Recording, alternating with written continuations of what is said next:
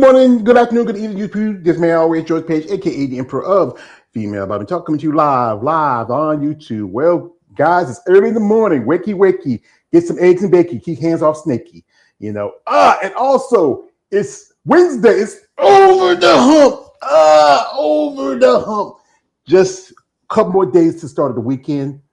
We just had a big show that's finished up last weekend. We got a couple more shows coming up this week. We'll talk about the shows on my channel, as I know it's a content creator and the follower of these ladies that support bodybuilding. So, folks, we have a lovely lady, and she's from the other side of the world, across the pond.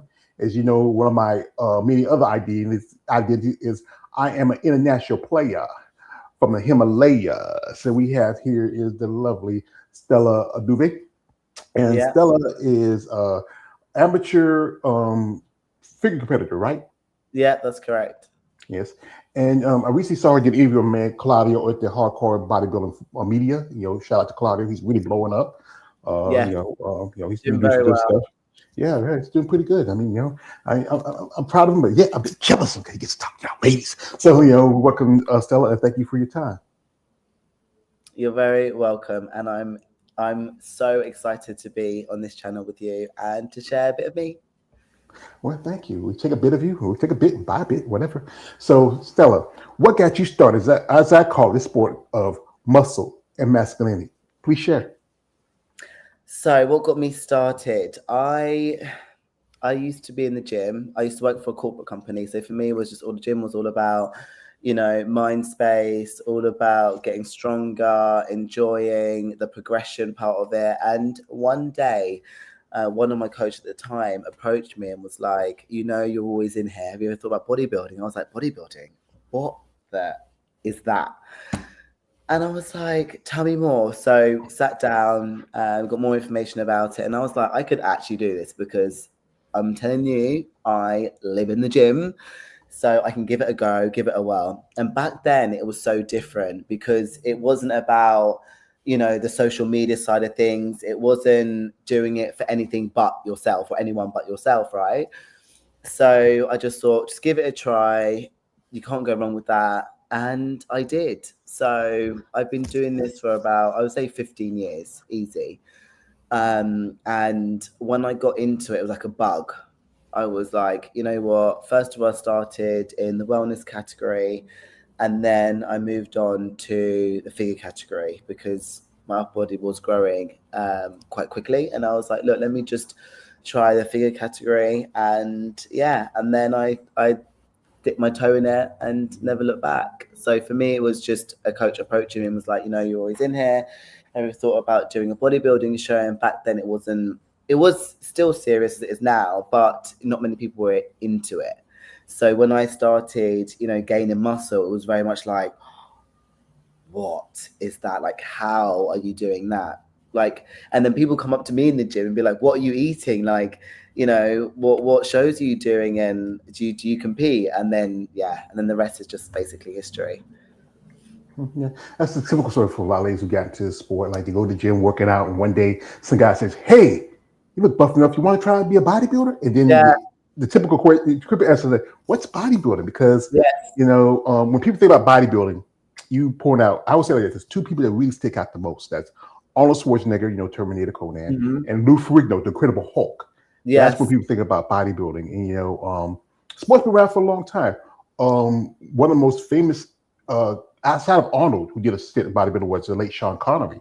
He was a bodybuilder back in the 50s. And, I remember when I saw that, I said, wow, James Bond was a bodybuilder? Wow, that's it's really a sport that's very a niche sport, but it's going worldwide. I've interviewed quite a few ladies from your part of the world. Recently, I interviewed Clara Crowder, who just got a pro card last month. A couple of ladies, young lady by the name of Stephanie Greger. She just got her first Olympic qualification. And I think also the lady who just also turned pro, but she also did wellness. I think it's Taylor Jocelyn. Yeah, she's insane, incredible. Yeah, I think she can do it. She can probably go to WPD, but the way WPD is looking, WPD is looking serious and really good. Yeah, it's one of your other fellow UKers, Sarah Bradley. She's getting a lot of attention. Oh, she is just looking insane, incredible. Like, I love her physique. Mhm. So what was that experience like the first time? You think about it, you got to be on stage and you're halfway naked, people looking at you and, the nerves and stuff come through. Just, I know a lot, because sometimes some people say that it's a very exciting moment when you are out Yeah, there on stage. yeah, yeah. Do you know what? I think something that just come to mind now is what I know now, I wish someone told me then, because then I was like, oh, okay, so I'm getting ready for the show. I locked into obviously my food, my train, everything else. But when I went on stage in front of a whole theatre of people, at the time it was like in theatres, and I'll just go onto the stage and I'd be like, oh my gosh, this is it. And no one walked me through what that was going to be like. Do you see what I mean? Like, actually, yes, I know you'll go up and pose, and then the judges judge you, and then give you feedback, and then you get your scorecard and everything else. But back then, it was like, okay, well, here are the poses. Off you go, do your show, and then no one talks about the highs, the lows, the nervousness, coming off and feeling like you just hit rock bottom because you're like, oh my god, it's like, what is it they say? Like, what comes up must go down. And no one really talks about that point, because some people can deal with it quite easily, others not. So I had a whole moment of like, okay, I was like having that adrenaline, like I was like ecstatic. Then they called all the girls on the stage, and then I was like this. I was in pieces. I was shaking. I was nervous. I was like, what the Nora? No one has told me this is going to be what it actually is. And then fast forward, I did obviously my first show, because this one did my ninth. So yeah, I did my first show, and I was like, wow, I want to do it again.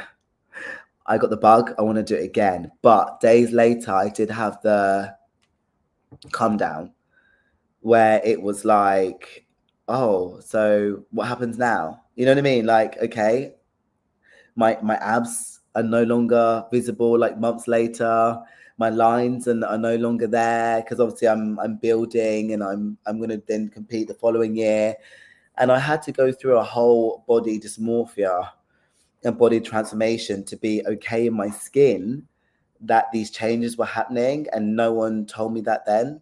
I thought, once I get lean, I'm going to stay that way. I know it sounds silly to even say, but that's what I thought at the time. And then it was like, right, then obviously my coach started pushing the food up, and then yeah, my body was going back to normal. And I was like, oh my god, my ab lines, where are they gone? I miss them. And I think that's the part now that I speak to a lot of athletes, especially ones that because I'm a posing coach as well. So especially for the ones that I go into, they have a session with me, I go through quite a lot with them. Like, you are going to get nervous. You will hear quarter turns to right and may go left. These things will happen or may happen to you. Just make sure that the show must go on, and don't get caught up in your head. And remember, what goes up must come down. So just remember that if your feedback is to build going forward, you will see your body change, and it ain't going to be looking the same, and just be okay with that as well. So Yeah, with bodybuilding, yeah, there's a lot of issues with body dysmorphia, and then those yeah, post-show blues when you work hard, you train, you get those shreds, everything's popping, you're yeah, vascular.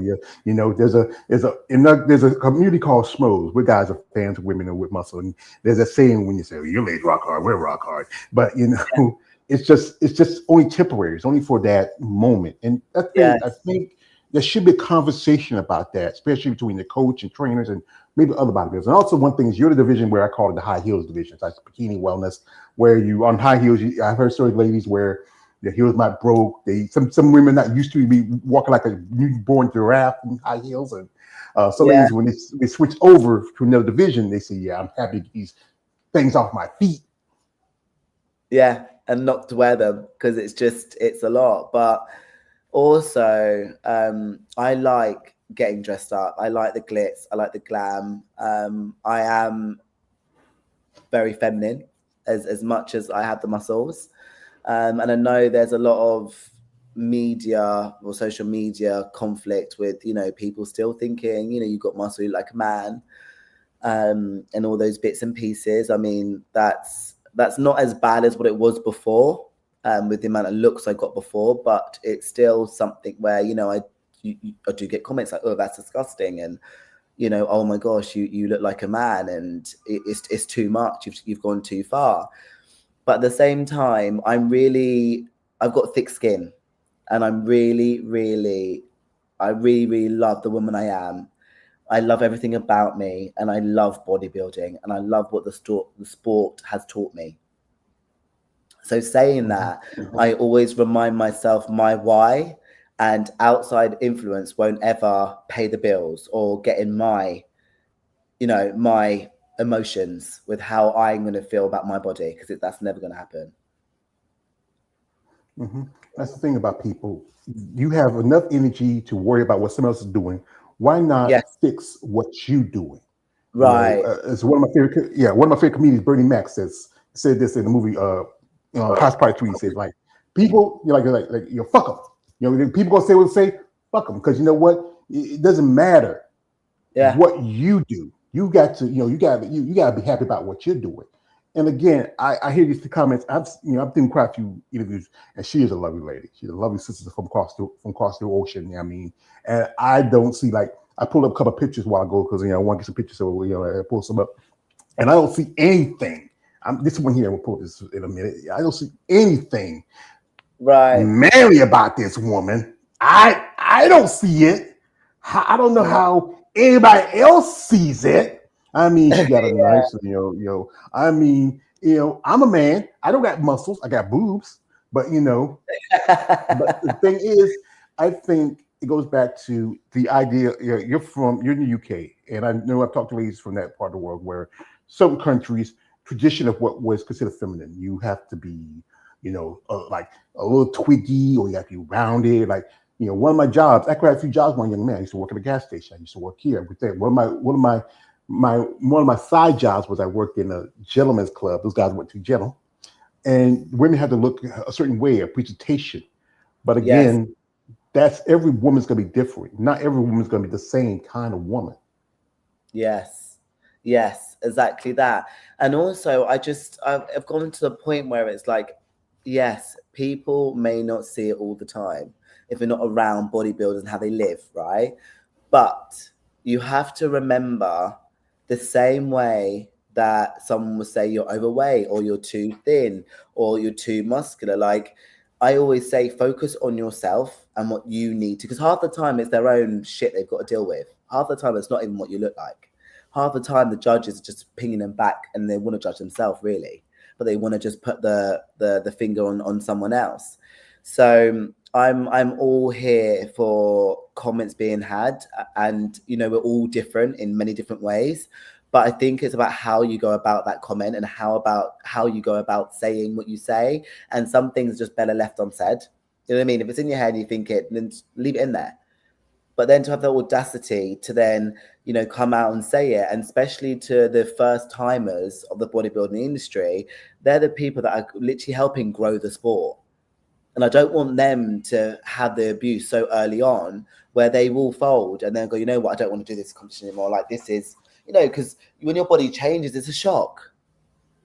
It's a shock to any woman. And depending on, obviously, whether you're enhanced or not, it's a shock for your system. And some people might be like, I don't want to push it this far. This is actually quite scary now. I don't want to. So there's one point having opinions, and there's another where the actual athlete itself has to come to terms with how they're looking. And I think there's not enough consideration in that aspect, in that side of things. Because I've had to tell my family and my own best friends, like, this is the journey I'm on. And they're like, oh, you're going to look like a man. Like, even them themselves had those questions and those, that kind of outlook. But I never let that faze me. I was like, crack on. That's good. So you got to learn like this. You're building a body like you're building a building. You want to be sturdy and strong, and also you can always have things on the outside just hitting at you. And I think it's worse sometimes when it's your family. Like, when I've talked to ladies where one lady told me that sometimes her mother, even though she's been doing it for a long time, her mother still doesn't like what she does, but she's gotten used to it. And then I have conversations where, especially if the father's saying, well, you already got a brother, I don't need another boy. I think everybody, this is not about you. about them. It's about you and what you found. Shout out here. We got to guest here, my man, the Brown Baldy coming through. He says, good morning. Good morning to you, brother. Says, great interview so far. I appreciate that. Thank you. I mean, and these guys that come on here, you're like, anytime I get a girl on here, it's like the episode of with Charlie Murphy met Prince and hanging out with Eddie. There was this club, and Prince is hanging out with them, and this guy named Nikki Free. And so Nikki Free, like this new singer from Shalimar. And you remember back then in the 80s, the dudes that looked like a bitch was like a girl. So they thought, yo, Nick Free, that's a new girl. She finds a motherfucker. So that's where they act like you're a new girl. He finds a motherfucker. So, yeah. And you also do coaching and training. How long have you been doing that? What was your previous career before that? Corporate. So I was very much into banking. So banking industry, HSBC Bank, worked for them. I also worked for the energy companies as well, Corona Energy, Brook Green Supply. So it was very much corporate. And then I quit the corporate and was like, fuck this, in the nicest way possible. I'm going to be self-employed, have my own diary. And it was a lot to do with bodybuilding. I don't want people watching this and going, oh, she did this, so I'm going to do it. If you're on the fence now, make sure you got your setup. But I did quit the corporate because I wanted to bodybuild full time. That means I didn't want anyone telling me I couldn't have my meal when I wanted my meal. If I wanted my meal at, which I have it now, between 6, 7 in the morning, the next one 10:30 or 11 a.m, the next one 1:30. So can you see like the pattern? If I was still in corporate and we've got a business meeting, I couldn't go 1 minute and run out and get my food. So I was like, I need to change my whole career. And that's when I was like, I'm going to quit the corporate and I am going to make something of my business that I'm going to have self-employed. And that's the coaching. So personal training, the coaching and the posing. I also do past life regression and tarot readings. And I'm also a Reiki teacher as well. So I do a lot of that as well, past life regression and NLP work. So I do a lot of things for the mental health. And obviously, like I said, I do the posing. So I just thought to myself at the time when I was in corporate, I need something where 1, no one's going to tell me nothing. 2, freedom. And 3, to bodybuild when I want, how I want. So given morning, lunchtime, evening, whenever I wanted to train, I can do that. Have my meals, do my recovery, sleep, and all those kind of things. And corporate, although I was on great money, I just quit and was like, no, it's time to now just go full-time self-employed. And the last business I joined was a startup. So I helped it sort of build. And then I thought, well, I might as well just build my own business and start from ground zero. And here we are today. So for me, I just quit and was like, right, get my PT qualification, done that. I worked in Gym Box, which is one of the gyms in London, central London, because I wanted to work in the city. So then I made that happen and moved into central London. And then I never looked back. And then when I went to Gym Box, I then started joining Zone and Muscleworks. Muscleworks is based in Bethnal Green. I started training there. Amazing gym, by the way, bodybuilding gym at that. And yeah, and then with the PT, personal training, and the online work, I can fit my calendar around my clients. So I could still have my meals, have my breaks, have my gym time, and go and train like an animal. And have no excuse at that point. So yeah, I did that for many years. And then I had an off season for 4 years where I was never showing my skin. I covered up for 4 years in the gym. Yeah, I think a lot of people was shocked when I took my t-shirt off and my jumpers and stuff. They were like, "You had that the whole time underneath?" I was like, I did. And yeah, I covered up. I just wanted to get in the gym, train. I went up to about 89 kg. Now I'm down to 69 as of today. And I'm 7 weeks out for my first show. We got to remember, we're American here. We don't go by that. America, we go. You're pounds, aren't you? Yes, we're pounds. We go by the kgs. Everybody, we're America here. We go by American gallon section. America. But yeah, I love you, Americans. I want to move out there. Well, right now, you're better off where you're at. I'll honestly tell you right now. No way. You know, we just that's weekend we had Obama Appreciation Day. I miss it. I want you back, Obama. Oh, I was like, okay, come on, come down, come down. She's pretty. Don't want to look like a punk, so come down. Oh, we got comment here. Shout out to my man. I got to put my old man glasses on. My man Bad Baldy saying this comment. He says, bodybuilder aside, the main ones who complain about the gym fail to realize that you're working out for longevity as well. yes. Also, conversation I have with quite a few ladies that the work is done like this. It's 60% in the kitchen, 40% in the gym. Also, where people look at it from the outside thinking, you're just popping a bunch of steroids, just get the big muscles, and you like, oh. But no, that's only a small part of the process. If you're not consistent, you're not disciplined, if you're not persistent, if you don't put like one thing most person is rest and recovery, go to sleep, eat, like you say, eat several times of the day, figure out all of the plans when you're working on training. It's a good thing that you have a job where you can be your own boss. You know, most people, tell you the truth, it's hard to be self-employed nowadays. You don't have again, you had a plan and that works for you. I know my other guy says, I never had a plan, Stella. I'm just a dog chasing cars. I want to know what to do when I get one. So like, I want to tell you, Stella, you have a great plan and everything else about you is great too. I am sorry about him. I'm trying to keep control. But you said I love it. So you're 4 weeks out for your competition. So what's the competition? 7 weeks. So what's the competition? When's that happening? So that's going to be on the 1st of August in Essex, UK. And then I'm going to fly out to Austria on the 23rd of August for the pro qualifier. Because I think it's one thing. I know quite a few ladies, it's hard, especially in the UK, even though it's Bible's starting to grow a little bit, but it's like I remember I had a conversation with Clara where she had to go all the way to Spain to get her pro card because she did a show where there wasn't enough competitors. And because sometimes, especially when you look at the higher end division, like women's bodybuilding and physique, it's not as many competitors to compete with. Figure has a little bit more, but still sometimes it's about who's going to show up.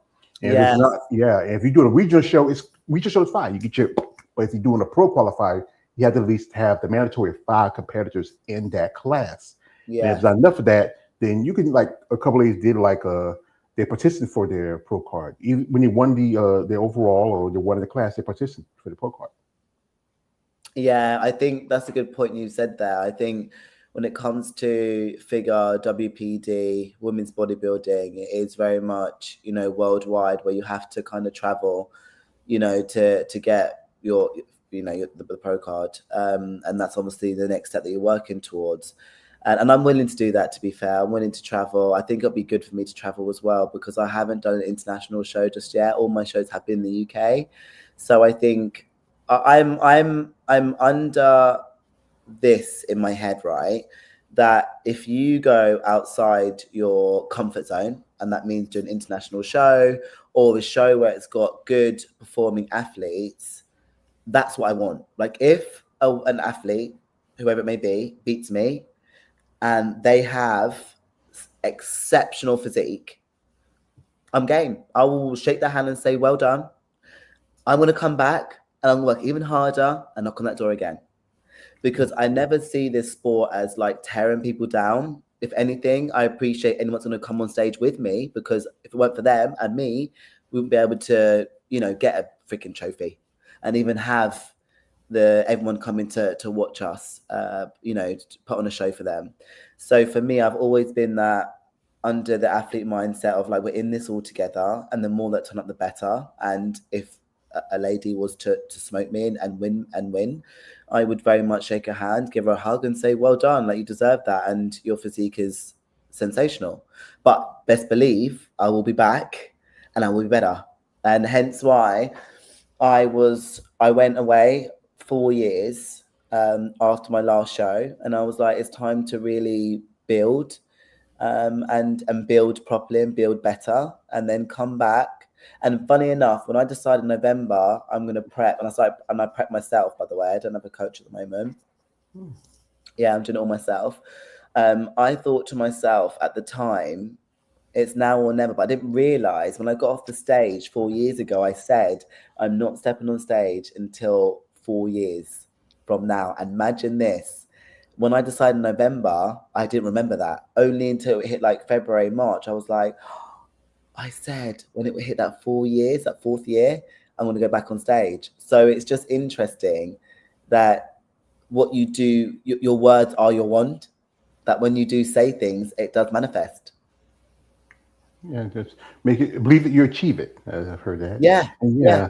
I mean, take it 4 years. I think that's smart. I think some people want to take time to grow, especially we look at a certain criteria of like divisions, like with y'all figure they want the wider, broader shoulders, Yes. the The nice X-frame. taper, nice Yeah. X frame, conditioning Yes. connections, hamstring, and glute connections. Blue You want an tide. overall look. You don't want to be too much like one division, but just not too under other divisions. And like I said, I've been a fan of sport for a long time. I mean, I got into it because women's bodybuilding was one of my favorite divisions. I mean, I loved it back in the day. I grew up in the good part of the 80s and 90s, and people like Corey Everson, Carla Dunlap, Angela Langer, Bev Francis were my favorites. Amazing. Laura Craval, Vicky Gates, I mean those women. Iris Kyle, who was probably the most dominant Miss Olympia in all time. And I would expand the other division. I was a big fan of women's physique. I call it watered down women's bodybuilding. But since doing this, I've really expanded. One division I'm not too much a fan of. It's I'll tip my tongue, and when I say it, I get disgusted by it. It's called, excuse me, fit model. Really? But yeah, I understand the purpose of it. Okay. But again, I feel like why bring in another division is going to end up looking like the division that was previously supposed to be. Like, look at women's physique right now. It's supposed to be the reboot of women's bodybuilding. But, with the women the criteria keeps evolving depending on who's the champion, which everybody, like, ladies, they say their favorite person was Danny Bailey. That was the one that, and some say like Julie McCarr, Sinead Grant, some like, Sarah Vilgas. Even in your division, you have people like, Sidney Gillen, who was top. Yeah. One of them I'm a fan of is Lola Montez. Yes. She's amazing. I think Trish Warren was very popular because, particularly, is there anyone particularly that you follow that you respect their work, their ethics, and even their bodies? Sidney Gillen. Just perfection. I mean, I think being most dominant, her posing. Oh, sensational. Well, I say she's the most dominant woman. I mean, she's up there with, guys like Lee Haney and also Ronnie Coleman and Linda Murray with 8 titles. 8. Just too shy. She could have kept up going. Maybe grip as high as Iris. You surpassed her. Yeah. One lady I'm a fan of, and I'm a fan of hers because she has a beautiful body. She's right here with her partner as they run the Triple O Dynasty. Her, Sid Gillen. That is Andrea Shaw. I mean, gorgeous. She is so. They're both beautiful. I mean, beautiful. ma'am, I'm a man, and I love beautiful women. You're a beautiful woman like yourself. This is a true story. I always want to put this out. I want to shout out my friend Eunice. Eunice runs a company called Bad Rap right here in the States, in Texas. The big old city of Texas. Big old state of Texas, the Red Star State. Her company, Bad Rap. This is a great company. They do stuff, promote stuff. She's just recently she was one of the sponsors along with a friend of mine, David, Female Body Forum. They sponsored the Triple O Dynasty. And I was happy enough to help to, be a sponsor for the jacket. A while back, it was a little bit after my birthday, and it was like back in 2023. And Eunice said, George, I'm seeing something in the mail. So what is it? So I got it. It's this. She knows how much I'm obsessed with Andrea. I call it my little bunny rabbit. I stroke it and love it and call it George. But what makes it special for me and what keeps me going, because sometimes dealing with y'all ladies, y'all can be a pain in the ass sometimes, but when someone like Andrea Shaw tells me, she thanks me for what I do in my content. Oh, look at that. That's a big thing, because I was even saying to the female hardcore bodybuilding, I even said, like, and what I'm going to say too is, like, thank you very much for giving us a platform other than ourselves to be ourselves and to also educate others out there.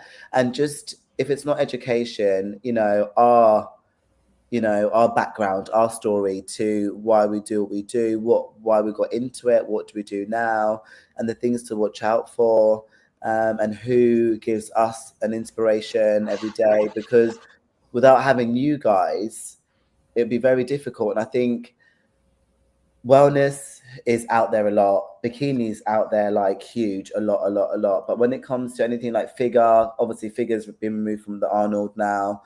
And it comes from figure, WPD, and women's bodybuilding, and even the figure fitness.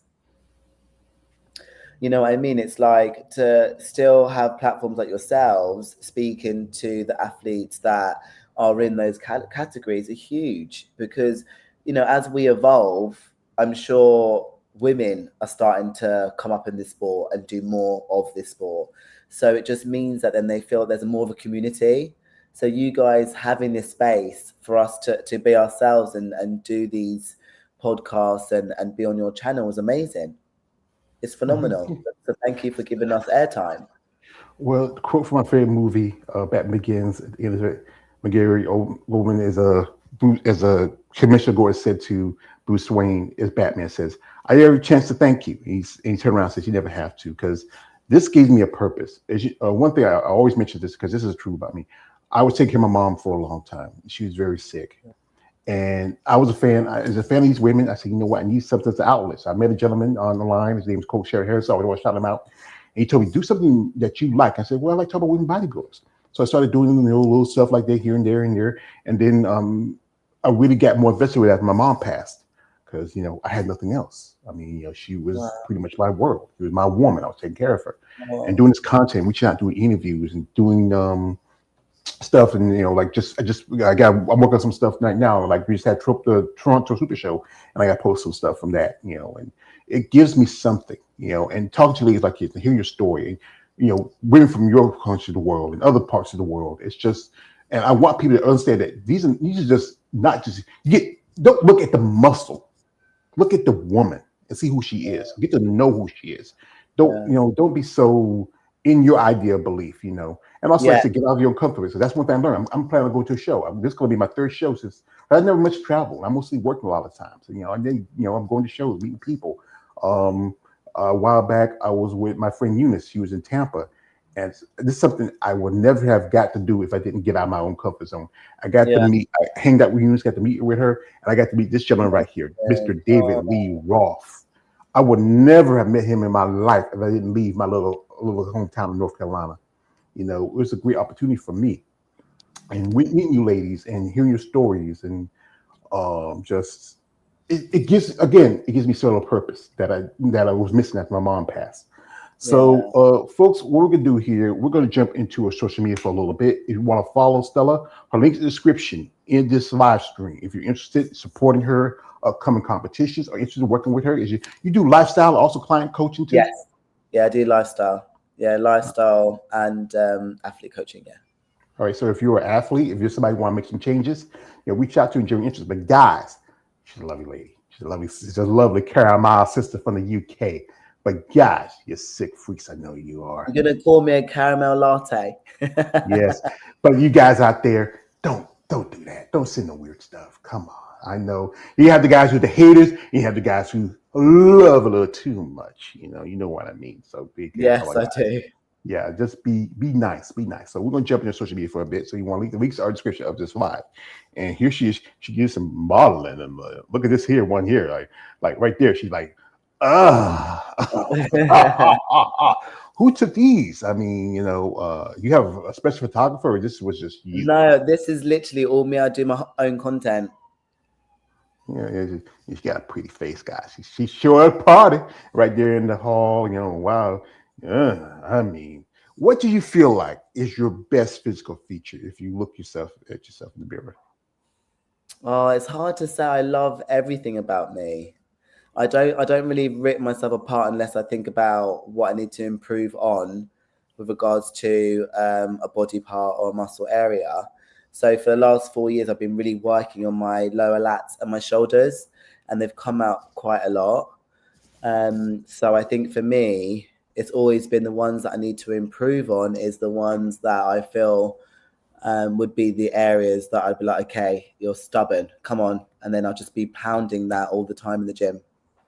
Mm-hmm. And you say you don't have a coach now. Did you have a coach before you started?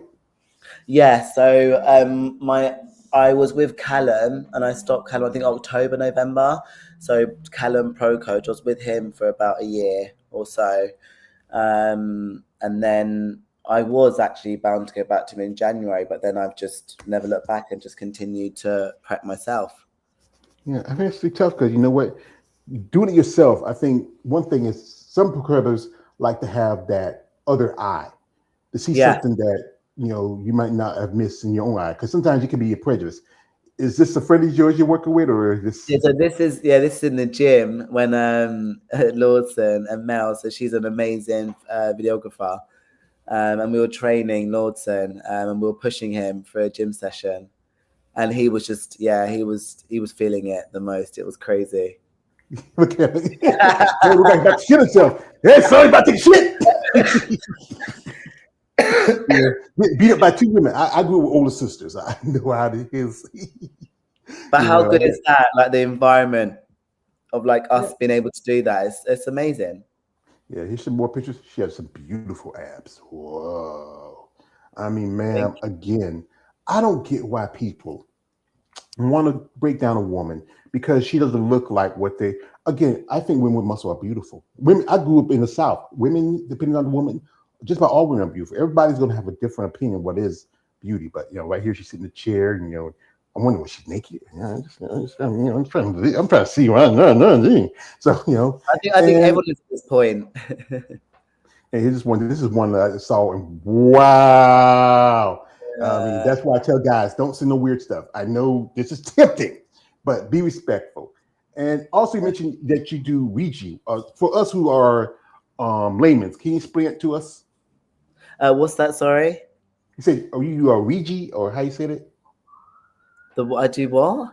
You do like the whole thing about past life expressions Oh and stuff like that. yes, past life regression, Oh tapping into yeah. the subconscious mind. So with that, I will have a client and take them into a meditative state, and then what we'll do is I'll go through their past lives, and then tap into their subconscious mind, and that would be if they're having things that are worrying to them, or they need to know more information about what's going to push them further in life, what their purpose is here for on earth.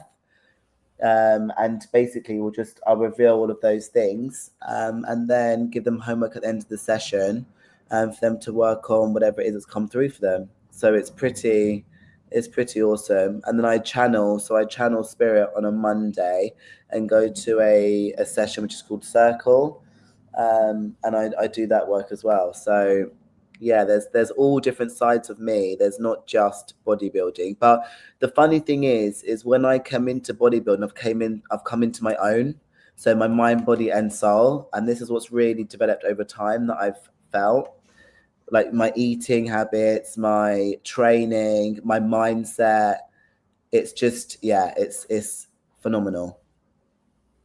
Yeah, that's the thing is the mind has to do one thing you have to work on, especially in this sport, because the body's one thing, but if the mind's not willing, it's not gonna be able to go. And Yes. especially that's one thing that separates the everyday person from many of you bodybuilders, because it goes back to the discipline. Because I know Yeah. I started doing little stuff for a good while, because I was when I was taking my mom, I was almost 500 pounds, and Yeah. then I had to make some changes, and it was tough to make those changes because one thing is from the South, we like our traditional foods, so a little bit fried, a little bit of this, a little of that, and I had to cut back on those, but not completely because I know I'm like an addict. Sometimes just you can't, it be calling me, man, be calling my name. But yeah, I think it's one thing, and also the thing with past life questions, I kind of believe in a bit because you got to think about it. What a body goes, but what our soul does. I mean, Yes. people have to be born and people have to die, and somebody who's born, they have to be a trade-off. Yes. It's so true. I hear that completely. And it's funny because when I go to the gym, all I'm thinking about is how I can keep improving. I love training. I love lifting heavy, and I love feeling strong and empowered. And that's what motivates me. It's not just the fact that I'm doing a show soon, it's the fact that I'm being better every single day by every rep, every set, every meal, every liter of water I drink. You know, I take this seriously, and therefore I take my life seriously. So I think it's just what it's taught me is a lot, that there's transferable skills in becoming a bodybuilder and knowing your boundaries as well. Yeah. Knowing what kind of person you are, how far you want to go, what drives you. Bodybuilding is seen as a sport of discipline and a passion. Yes. You're still an amateur, which is also an expensive sport, Yes. especially when it comes to getting ready, prep time, Yeah. training. For like, I think I sent some people a post of one guy talking about how much it cost him his last prep. He said like nearly $10,000. I think that's maybe Yeah. a few bit in pounds compared to ours, to our American Yeah. dollars. Yeah. For the men, they have their costs. They have Yeah. expenses prepping, but then show days is big expense for your ladies because you got to Yeah. get your hair done, your makeup done, throwing your tan, your suits right there. That's gonna cost you a flat and a nice car. Yeah. But also The, half the time as well, sometimes it's just as hard for pros as well, because a lot of them, they want to go far. They've got to travel quite a lot, and not all of them are sponsored, and not all of them can pay for or get sponsored to pay for their flights to go wherever it may be from certain coaches. They've got to fork out that themselves. So I think bodybuilding as a whole, whether you're a pro or amateur, depending on what shows you do and where you want to go, overall, it can be a really expensive sport. And with pros, depending on where you are and how much more food you need, how much more you need to grow, especially in men, as well as women, like you can get sponsored here and there, whether it's your supplements or maybe a bikini. But let's face it, like, you still got to get on that plane. You still got to, enter for the shows. And yes, if you win or top 3 or top 5, possibly there's a check. But if not, you're sacrificing quite a lot for a reward of it being yourself being purpose driven. Because a lot of people say, why do you do it when you don't get paid? And even if you're a pro, you don't even get paid that much, or do you even get paid at all? And even if you get like a supplement deal, that doesn't equate for everything that you pay out. Which, do you know what? Somewhat of it I hear. But at the same time, do you know what I turn around and say? I've got a purpose that I wake up every day and live by. I don't need to smoke. I don't need to drink. I don't need to go out. Like, I genuinely have a purpose, and that's to become better every day. And what more do I need than that? Bodybuilding is like a cherry on the cake. Yes, at the end, I do a fantastic show, and voila, I get judged for my physique. But at the same time, it's an expensive sport, no matter if you're a professional or not. You may get, like I said, a little bit more handouts, and just because you're a pro doesn't mean that you're going to get X amount of clients either. That doesn't always work. So the pro card now, because it's getting handed out quite a lot, and rightly so, with whoever's doing it, it's fine. It is what it is. Unfortunately, you're not going to be always thinking, oh, I'm a pro, so I'm entitled, is what I'm saying, to get. No, it doesn't work like that. Yeah, I know one thing recently, we did force a rule about pro status. So we get your pro card, you have to be active. Not You have to pay your pro fee, not just be competitive active, but if you want to use that pro status, you have to pay into it. Because that's one thing. You're paying a fee, and then what do you get out of that fee? Other than say, hey, I'm a pro. Like I worked jobs where, okay, I had gotten a 401k. So when I left that job, I got money out of it. I had got insurance. Right. But when a few years ago, I had my first heart attack. I was 39 years old. Oh, really? Yeah. I was working in a job. I worked this place. It was a meat packing processing place, and I thought I was working in the cold area. I thought I was getting a little cold. Come to find out, I went to my sister lived the next town over. Both my sisters, 2 of my older sisters. I went over there just because I didn't want to go all the way back home because it's a longer drive, and then found out I had a heart attack. And then my insurance with my company, it paid for my pacemaker and my other stuff. Hey, and even I got because I was out of work for a period of time. I had short-term disability. this is why it's not so much of a job, more of a hobby bodybuilding, because if you're paying those fees and stuff like that, it should be a more return, but you don't get back other than, hey, I have a pro status, or also the love of the workout, the training of being a bodybuilder. Yeah, absolutely. And as well, like if it's your purpose and your passion, stage or not stage, you're gonna do it anyway, right? So I think when it comes to the diet side, a lot of people are like, oh my gosh, you're so happy on prep. Yeah, it's a choice. Why am I going to make other people around me moody? Don't get me wrong, there's times where I may have lack of energy, I have to have a nap, or I know and I'm very self-aware when I get snappy or a bit too much, you know what I mean? But at the same time, like, just remember that it's a privilege to be on prep, and the fact that you've come this far, like, really home in on the now and don't really think too much of what's yet to come. Like, a lot of people go, oh my gosh, are you excited for your show?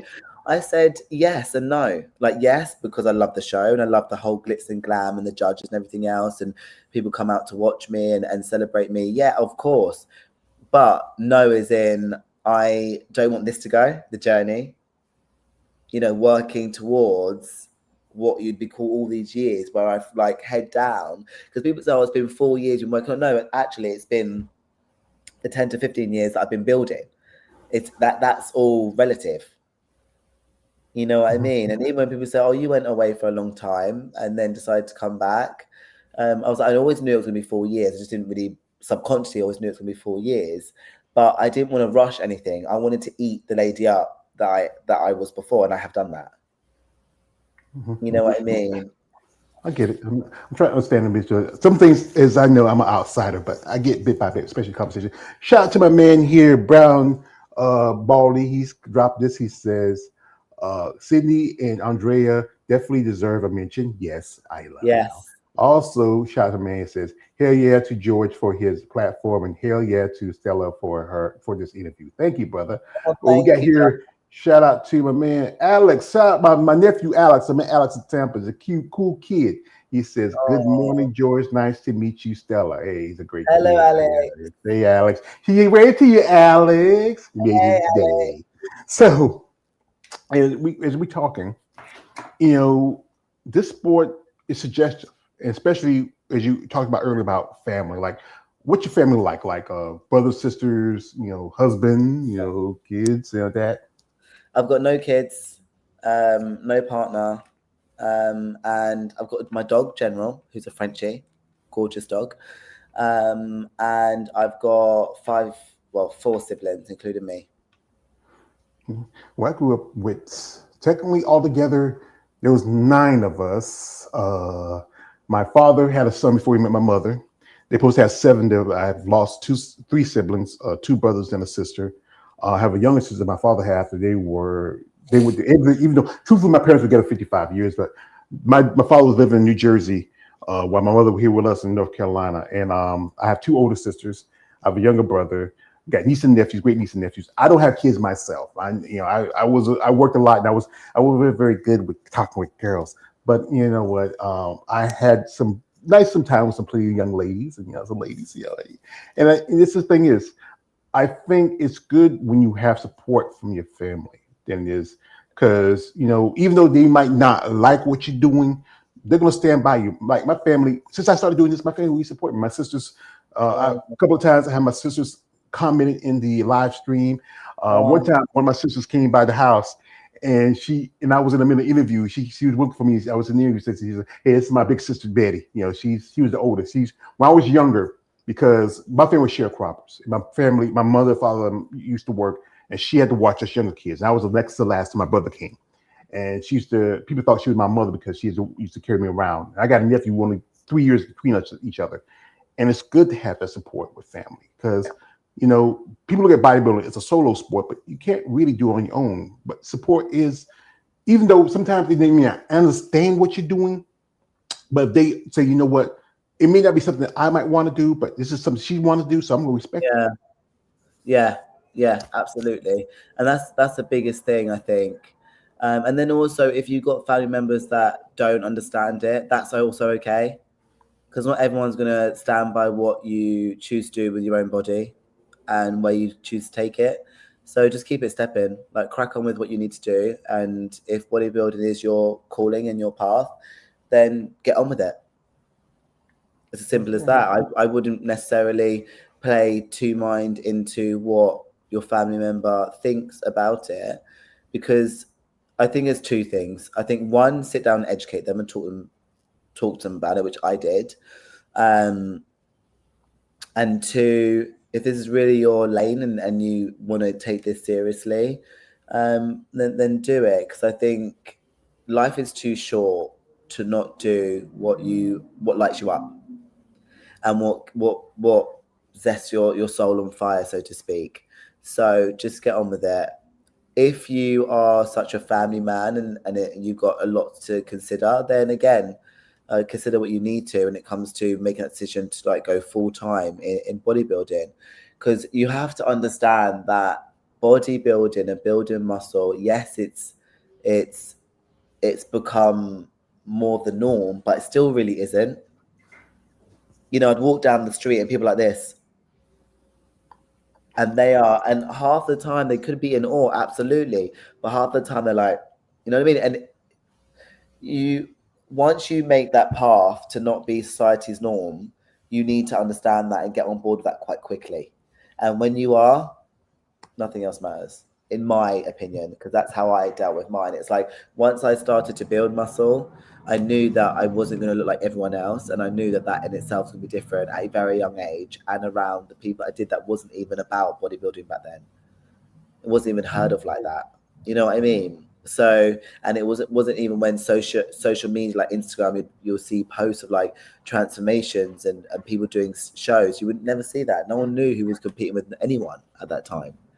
So I just think that there's a few things to consider, but from when I realized that I wasn't going to be society's norm, quote unquote, I was all right with that. One thing is, I think, what about life is everybody got to live for themselves. You can't live for anybody else. If you do that, you kind of just you just kind of shrink your own self down to a certain thing. Just somebody else feel comfortable. It shouldn't be about making them feel comfortable, about making you feel comfortable. When you get to a sport, you do because you love it. You love to build your body, see it grow, see it develop. See when you get into when you look in the mirror, you do your posing. You see what you need to work on, your strengths and your weaknesses. It's about it's an improvement phase for any competitor when you get to the sport. How to grow, how you want to be. And if the people, like, one thing is, like, I think the people that be most catty about it is be women, because it's just, again, if you know, especially older people, it things a sense of what they thought of what women should be. I think the people that are most pure hearted about it are children, because children are curious. And their hearts are so, they would say, "Who are you, a superhero or something?" Because they're curious, because they Can just see something different. Yeah, you do the bicep, you like say, "Well, I can't feel your muscle." And you got the other guys like, one of my clients, I hate to admit to you, Stella, I have a muscle pair smell. Y'all ladies aside me. You know? I tried to calm it down a little bit. We got here, my man. He's also a fan of women of muscle. My man, KL the Wanderer, says he comes to sit in the crying. He says, "Hey, what's going on?" "Not much, brother. How you doing?" Hello. And that thing is, you do this because this is about a goal for you. If it's not just get on stage, get your pro card, it's about finding something that really gives you a kind of a purpose, especially what you do with the talking with your clients about past lives like that, and training people, helping them. Yes. Yeah, and I think that's really important. It's like you do this for you. And you do really know, when you study the body, study yourself, and study how you articulate the cues, you do it for yourself and for your clients, for sure, and mainly for yourself. And because I do a lot of things for myself and by myself, it's more, a passion, and I treat my training seriously. Like when I'm in the gym, I don't want anyone to interrupt me. I want to be in my weights. I want to be having my hour, my 2 hours, how long it's going to take me to do my workout, and I'm going to do it. And I don't want any interruptions, because I am on job. You're in gym, in your state of in euphoria. When you're working out, you're pushing those weights. You're training. You're feeling the blood rushing through your veins and through your skin. it's a feeling. I used to when I was high school. I used to lift weights. I mean, we used to play American football. Y'all got that little kicky thing. We have American football, real football, real mean. And I used to lift weights. I used to love it. My brother used to. When he was playing football when he was younger, he was pretty good. He went to college for a little bit, and it's just that feeling when you're in the gym, you're pushing that weight. Then I got into the real world, had a job, and then but I got back to it bit by bit. Like what would you say when you're in the gym? What's that favorite thing you like to do? That thing you say to yourself, shit, I don't want to do it today. I don't feel like it. And there's not anything that I say that, to be honest. I don't really say that to anything that I do in the gym. No, I just get on and do it. Just know my plan is what's set out, and I just do it. I don't really feel like, I just get cracking. I think as well, it's like when you're getting ready for a show, when you're training and you're training for a particular body part. So what I've been doing, I've seen it as a project. So for me, it's like I just think about what I connect with, stick with that. What I can load up with, stick with that was in my building phases, and really just think about the tempo, form, and connection within reason. And I run with that. I don't think I go into a gym and be like, can't bother to do that one, or I'm not too sure. No, I just get on with it. I just do it. I never want to feel like that. I just want to get in and just really feel my body moving and the improvements being made. That's genuine.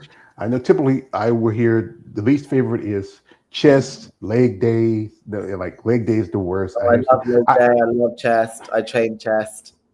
Yeah, I think everybody has that one thing they like about the training and the process of building the muscle. It's going to be everybody going to have the different thoughts of it, but as long as you enjoy, you like what you're doing, that doesn't matter. Yeah. Shout out to our man KL the Wanderer. He just popping through. He asked this question. He says, "How long you been bodybuilding, Stella?" So I would say 10 years. And then the extra 5 years was classes when I was doing weight training. So I would say 10 years straight bodybuilding. And then the last 8 years is where I did my shows. And the last 4 years of the 8 years have been off season. Mm-hmm, yeah. And that was the time we worked in the bank. You ever had somebody just jump in the bank and the money scream like Scrooge McDuck and DuckTales? Keep going. I'm just going to answer my door. Sorry. All right. So that's the thing is, like, I think it's a process as a bodybuilder. It is a process. Yeah. Everything from diet to training, recovery to rest. Yeah. And also we go back to the expense of competing because guys got to put on a pair of banana hammers and board shorts. Y'all ladies have to put on a presentation. You have to have a fine line of both muscularity and femininity. And this is the thing about this. I wish there was more sponsorship support for competitors, especially when you travel, go out of the countries, because truthfully, the shows are here more in America. I mean, I think it's only technically 2 shows that are worldwide qualification for pro card. That's the Honor Classic. They had the UK just about a couple of months ago, and then also there's the Olympia. That's going to be at the end of about the end of this year, about the end of September. And there's other shows around here. Shows in, I think, show in Germany. I know one in Italy, a couple here and there. I mean, it'll be the Italian Masters, wouldn't it? The European Masters in Italy, wouldn't it? Yeah. I think that one. It's really good. That's in November. Yeah. But you feel like you want to get it sooner than later? Or you think? Yeah, I think how I see it is the regional will be first, and then I want to compete again for the pro, qualify for the 23rd of August, and seeing how that goes. I turned 40 this year, so October the 2nd is when I turned 40.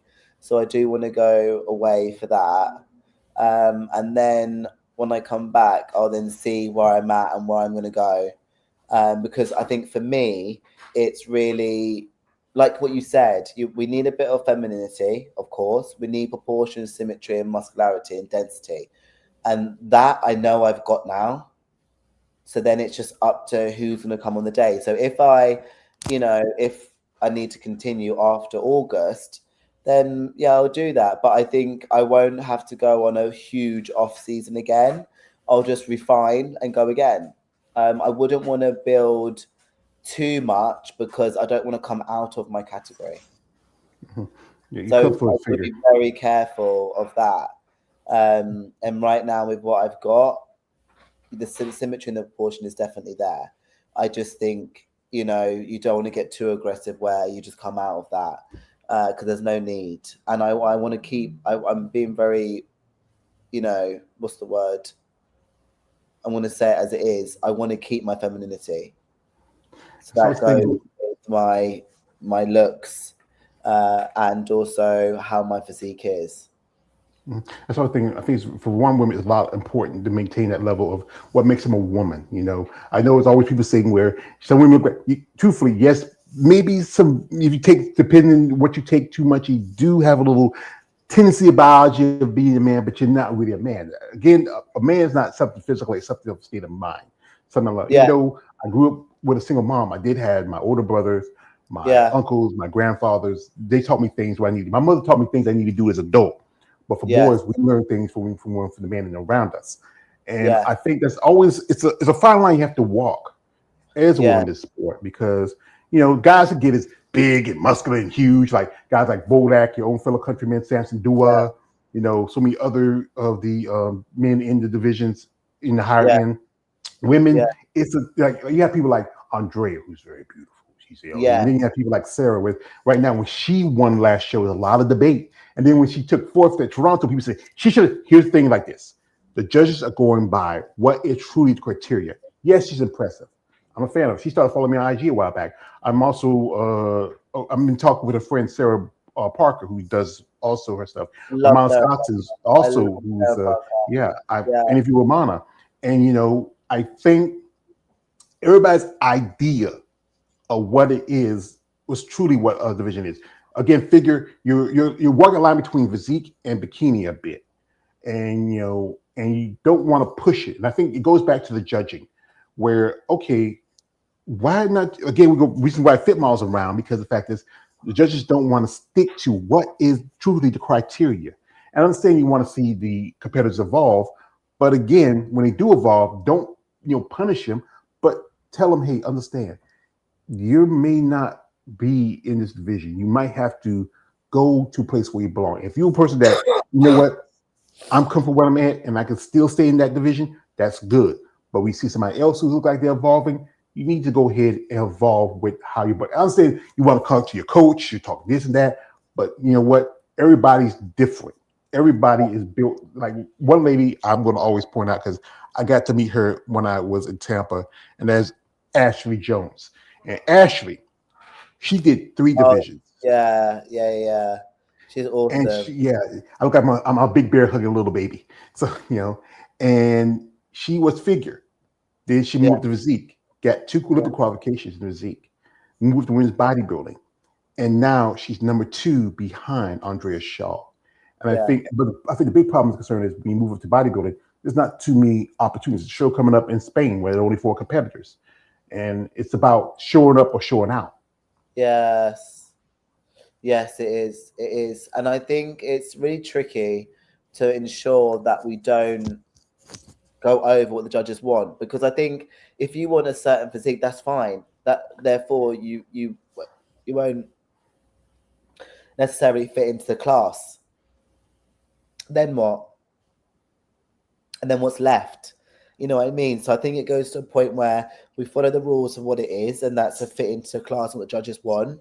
At the same time, knowing that you've got to really think about your training methods, what you're doing to enable yourself to keep within what the judges want, because that's what bodybuilding is, isn't it? That's what comes with the rules and as part of the sport. And also what we have to take into mind is it's a subjective sport. So what one judge will say, another judge might not somewhere else. You know what I mean? And they want different ways of looking to the criteria, and also who shows up on the day. One show I've been at, and there's been like a handful of people. Yeah, I've done flying colours. The next show I've come up and I'm like, oh, I've got this. Like, there's no tomorrow, but I haven't. The judge was like, no, actually, I'd prefer this one because X, Y, and Z. it's just so subjective. By like I always say, it's like a Russian roulette. You know what I mean? Like playing the games. You know what I mean? It's like you're in for the draw, and God knows what's going to come out of it. You just don't know. You have no idea sometimes, and one could go completely left. Where you got one judge, symmetry, proportion, phonymity, great. Another judge, you go on stage and they'll be like, wow, that's impressive. They've got this, they've got that, they've got this, they've got that. So with the scorecard and then nailing that down, you're just never too sure what way they're looking to go and what way they're looking to take it. Do you remember what was the critique from your last show we competed 4 years ago? Yes, I do. I remember like it was yesterday, because the feedback I got was really good. That the fact the judge drawed all my pictures, like, you need this, and literally what she said was, your legs are good. You just need more shoulders and more lats, and literally just like put another competitor beside me, and then just drew out what I needed, and then I was like, okay, ready to get to work. And I remember that like it was yesterday. And then I'd gone away, and I've got more shoulders and more lats now, which is great, and lower lats at that, not just where the scapula is, lower lats, feeding up to my shoulder caps. And it's now when I do my own check-ins, I'm drawing on my own check-ins and going, okay, that's symmetry, got the X-frame, got my itty-bitty waist as well. My waist and my abs, you've seen them, they're tiny. Like I'll go up to easy, 24 even inches, even less. My abs are tiny compared to my frame itself. So it's about making sure I keep them tight and as tight as I possibly can. And that's when it goes into PEDs. You've got to be very careful what way you're going to spin that as well. Mm-hmm. Because some can be effective in your process. Some might derail a little bit. It's like even with your diet, like what's your diet? What's your regimen intake during the week? So in terms of calories or food? Both. Okay, so I'm at the moment, I do high and low days. So I'm on a carb cycle. And the carb cycle for the high days, I'm now on 2,000, and for my low days, I'm on 1,750. It's 1,750. And I've just recently changed that. So I've kept, when I started the prep in November, I did a 15 kg cut. Then from there, I then built within this prep. So I put my food up to the max. I went up to 3,000, and then now I'm chipping it down. So actually, I'm 7 weeks out on the highest food point I've ever been on, ever. And I'm getting more detail coming out on higher food, and my body composition is changing, but the scales are being stubborn. But that's fine, because I can see what improvements I'm making, which is great. Because now I just need to ensure that the tie-in is there. Yeah, like saying goes back to what figure you have that. You want that nice upside down Dorito look. You want that nice small slender waist. You want everything. You want the feather in your quads. You want everything tied into the glutes. You want to be Sid Gillen if you can. Yeah, you want to be the best is what you is. And I mean, I respect that, and especially doing it on your own. Again, most people wouldn't, you need a coach. Some people say, I need a coach. You're a coach. Put me in the game, coach. I mean, but but you got your process. You have your plan. You have what's working for you. And, it's good. I mean, I got to respect with that. I would say, this is what I learned in the conversation. Bodybuilding is not like a race, it's a marathon. It's about taking the time, making those corrections and those adjustments, and working on what you feel like is the most thing you need to work on, especially as you grow and develop over time. And I want to say also, I have I'm a fat man. I got to talk about this every now and then, especially after that long show and, that long prep and share with me, Stella, what is that thing? Yes, what thing that makes you stranger but makes you stronger? This is gonna be crazy me to say this, but before it'd be pick a mix. I love pick a mix. I love, like, the all the different types of sweets in the bag. that's my kryptonite. Like I love all different Haribos, all different watermelons, all the little pick and mix. I can have that for days. But I think because I'm doing the pro qualifier, if I feel that I want to have an off-plan meal, I'll keep it within relative. If not, I'll still go on my back to my food and then crack on to the pro qualifier. And then once I do my pro qualifier, then I would actually have a meal and my pick and mix then.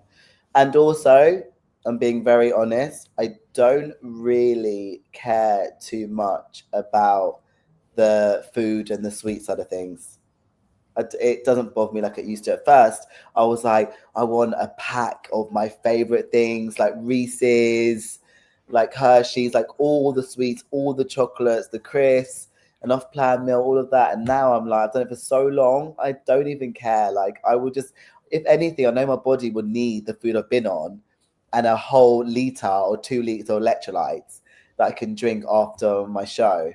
So I don't really, I'm not really too fussed about food anymore, sweets or the goodies like I used to be. Yeah, like you UK. So you guys, I don't. She's not hungry for a biscuit and crisps. You know, No, but give me the money. You know, Give me the money. yeah, give me money. Give me loot. Give me loot. Give me loot. Yeah, yeah. I can't blame you. I can't fault you. You're a woman. That's I. Say no more. Or say less. Yeah, that's women. You know, we women. I don't know why we loved you, but sometimes it's like Prince song. I hate you, but I love you. I can't stand you, but I hate you. But I love you too. So we're not gonna hold Stella too much longer. This is a great conversation. I enjoy conversation with y'all ladies, you know, and sharing your stories, your path, what excites you. Bodybuilding is a suggestive sport, what they want to look at and what you want to see. And it's a sport that for us who are the outsiders, who go to the shows, like I've been a couple of shows now, I've watched sometimes a live stream, and we see these presentations of these beautiful bodies, these men and women out on the stage. Y'all are in this beautiful shape. Y'all are shredded, thin, lean, and super conditioned, but don't understand that to get there, you are tired, you're dehydrated, you are hungry, you are hangry, you put your body and mind through something that most people wouldn't do, going through sometimes, you know, again, the body dysmorphia, post-stage show blues, and all that's involved in it. Yeah. But then that's because this is the purpose for you. You go on the stage and you present yourself, and then, you know, has your family ever come to your shows? My brother, yeah, he has. Yeah, that's good. Yeah, that's good. He's coming, you know, and maybe the rest will come around. And your brother says, "Hey, that's my sister. Is she the older or younger?" Younger. Oh, that's my big sister up there. Yeah. Yes, yeah. That's your big sister up there. Yeah, she's a nice little caramel cocoa mate. Hey, man, that's my sister, man. You know, but that is good that he's there, and it's good. Maybe take your rest of family time, especially your parents and your other brothers and sisters. You know. But I think this is about you, not so much about them. It's about you finding your purpose in this and finding your goals. Friends like my family, so they'll be there to cheer me on. That's all that matters. But it's funny because when I go on stage, I'm not even me. I just my alter ego comes out and my higher self. So I don't even remember it. It takes over. I don't remember it. Yeah, it just takes over. It's just such a wonderful feeling. You know, like when Beyonce says when she goes on stage, her alter ego comes out like Sasha. It's like a force to be reckoned with. When I go on stage, I don't even feel that it's me. It's just my higher self coming out, and it's amazing. And I just love it. I love bodybuilding.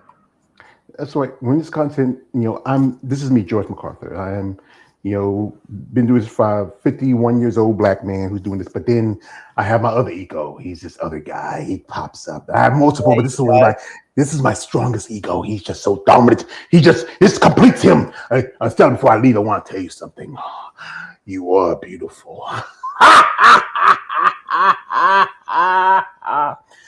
I'm sorry about you. I'm seeing a specialist. So. But that's exactly what I mean. The alter ego. That's literally it. So it's amazing. Yeah, I think we channel ourselves through something else because sometimes I was always kind of quiet to myself. You know, I always have people talking to George. you always quiet, George. Like people say, we don't know because if listen, like I remember one time it was one night I was sitting in the club. It was me, a bunch of other guys, and the boss's wife. And she said, George, you're always quiet. And I said to her, ma'am, I'm like this. I'm the nicest person I want to be, but I could be a stone cold son of a bitch when I need to be. Yeah. I can flip when I have to. I mean, I have people say, George, you're quiet. But then that's my boss said, if George is quiet, you better not bother him because he may not. But they know me that I'm good. I'm even hearted. But then, like I said, again, when you get pushed to a certain limit, there's a part of you that will come out. I'm not no Sasha. I'm the other dude. So anyway, folks, we're not going to stay much longer. I think she had a guest. I heard a little cough in the background. So, and I do appreciate the opportunity or time. This question I ask you, what would you want for yourself out of bodybuilding towards your future?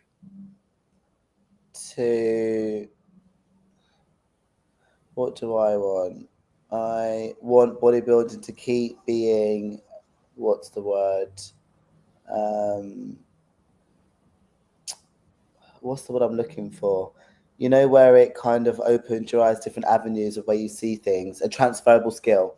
So, because I feel that, my business and me being resilient, I got to use that, and in bodybuilding, use that, being structured, disciplined. So I want that to happen, but also I want to hold an impact to the first timers of the world of bodybuilding and the new generation of bodybuilding for them to know that it's a part of your life. It doesn't have to be a whole identity. It's a part of your life, and utilize it as much as you can by homing in on the skills to ensure that you keep building the body that you desire, and just to not give a fuck about what anyone thinks, and stay true to yourself as much as I stay true to myself. I don't care what people think about me, what they say about me. I don't give a fucking toss. And that means I don't care. It's bloody hell. Yeah, what you see is what you get. And it's all about pouring back into you. And if bodybuilding does that, stay on it, because it's the best thing that happened to me. Mm-hmm. I like to quote the great late Bernie Mac. Boy, people don't like you. Fuck them. With some hands in your hands, clean with your lips. That's all you do. 100%. And if they don't like you, keep doing more of what they don't like of you, because you're doing it. You're doing a good job. This is what for me doing this content, because I have people who like myself, and I have, as I call them, the haters. And you know what? For those haters, you can hate so much. I care so little, because you know what? Your hate gives me energy, gives me fuel. Because I'm doing something that you're paying attention to. Yeah. I'm doing something because I have guys that say, George, how you talk to these things? Just like any other woman, you reach out and say, hey, my name is George. I want to talk, have a conversation. Sometimes it's a hit or miss. Yeah. It's like anything, and you have to be comfortable with yourself in your own skin. Yes. Yeah, you're going to have some anxiety and stuff like that. But the thing is, it's about finding something that gives you purpose and gives you something to do. This is why I enjoy doing this. This gives me purpose. And again, if I could do this, I will love to sponsor a competitor if I could afford it. I'm broke right now. I'm broke as a joke. And I'd love to maybe get you to come over here to the States, maybe do a couple of shows here, like especially the Arnold will be a great shows, maybe a little bit early, or something like the Olympia will be good, because that's like September. That should be enough time in between shows. But sponsorship would help a lot of these ladies and men in the sport of bodybuilding. If you're someone who have something that works within her comfort level, what she wants to represent, and something that she thinks she can use in her process, reach out in genuine interest. I know, say, hey, yeah, Stella, I've seen your last. You got the nice hair. I've seen that body. Hey, you sick freak, stop it. This is what I would love somebody to approach you ladies to do. Say like this. Miss Eduvie, if I got your name right, I want to apologize for the correction. I work for a company. We'd like to be interested in have a partnership with you, helping your process. And I understand you do a lot of things outside of sport, maybe something that might be interested to our followers and our supporters. So if you feel like what we have to offer you in our product and also in our advertisement works with you, we like to form a very compatible relationship. So let us know, ma'am, if there's something that you might be agreeable with. I would love to. I would say like this, sign the contract, baby. But do it now. You do it now. Yeah, but you know what? Twice. Yeah, but I wish people be more open and willing to do that for like competitive. Again, it's a sport where you put more of yourself into it. You, how a friend of mine tell you, you're stealing from Peter to pay Paul sometimes. Yeah, And what you were in the world, in the corporate world, you come to switch over here, and you found yourself, and you have grown as a person.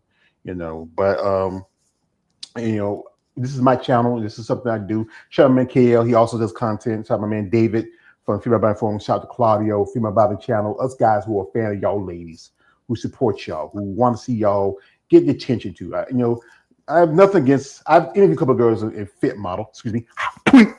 But I'm open to talk to anybody who wants to share their story. And you have to be. I go like this. You have to be willing and wanting. If you want to do this, I can't be saying, hey, we want to do this next. Hey, no, I got things to do. I have men say like this. I got people. I got things to see and people to do. People to do. Yeah. I get that. So, Stella, I want to thank you for your time. You have anybody you want to shout out before we let you go? I just want to say thank you very much for giving me the opportunity to have my what's the word? My freedom of speak and speech. And I hope a lot of people have learned a lot from this as well. And I think the main thing I want to stress a lot is just be yourself and fuck the rest. I think that's the people keep forgetting that free speech is about everywhere. We're kind of limited speech here in this country, but it's everywhere. It's everywhere. You're going to have a few countries here and there, but those are a handful here and there. It's everywhere. You can talk what you like. You can say what you like. As just around the corner. As our country and your country one time were not very get along. It's going to be 250 years in the United States as we separated from the Great Britain. We came America. I'm a real American. But it's about finding something in common with other people. And even though I may not look like, I look like I should be, eating little babies, like that. But I enjoy when I have conversation with you and find something with somebody I might have something in common with them. Just little things here and there. So again, I want to appreciate my guests that were here. Shout out to my man K of the Wanderer, my little nephew Alex, my man Bad Baldy, anybody who watched this live, who support my content. And again, you want to follow Stella. The link in the description of this live. If you're someone interested who's in the UK area, or just someone who interested in maybe working with her as a client, or even maybe somebody's interested in maybe sponsoring upcoming shows. She's going to be going show in August, and that is she's doing a regional and also she's doing a pro qualifier.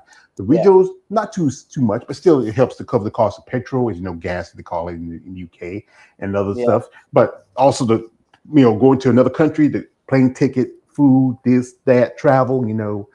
Those little things help out if you were interested. But guys, don't be saying, hey, if I do this for you, you do something for me. No, you sick freak. Stop it. Shout out here. We have here is Hallie Eduvie, and she says, hi. Hi, Hallie. Hi, Hallie. Before. So, ma'am, I would say I won't let you go hold you much too longer. I appreciate the opportunity and best of luck in your upcoming shows. Thank you very much. And have a good evening. Is it evening where you are? No, it's just about the afternoon for me. Okay, afternoon even. Have a good afternoon. You have a better evening. Anyway, folks, this is your man, Always George Page, a.k.a. the Emperor of Female Body Talk. Don't like, subscribe. Good night, good luck, God bless, and see y'all next time. And have a great day, ma'am. Bye. Bye.